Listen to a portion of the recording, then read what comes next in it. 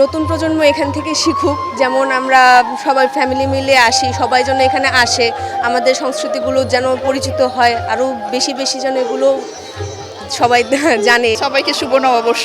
বাঙালি সংস্কৃতির সাথে আমার জেনারেশনকে মানে পরিচয় করে দেওয়া, মানে এটার সাথে সংযুক্ত করা, এটাই উদ্দেশ্য। মেলা দেখবো, নাচ দেখবো। বাংলার ব্যাপারে অনেক কিছু জানবো। এবারের আমি বৈশাখে প্রথমবার এসেছি, এর জন্য অনেক ভালো লাগতেছে। সবাই একসাথে হওয়া, ধর্ম বর্ণ নির্বিশেষে সবাই একসাথে হওয়া, এটাই আমাদের বাঙালিয়ানাকে এইভাবেই তো ফুটিয়ে তোলা যাবে, তাই না? মানে বাংলা নববর্ষে আমরা সবাই এখানে একসাথে হচ্ছি, এটাই তো শুভ নববর্ষে আবার সবাইকে বাংলা নববর্ষের শুভেচ্ছা জানাই।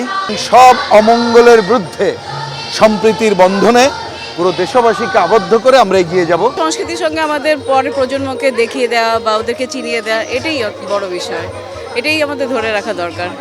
এখানে বাঙালি আমরা, সকাল থেকে সন্ধ্যা, বছরের পর বছর আমরা বাঙালি, এটাই আমাদের ধরে রাখতে হবে।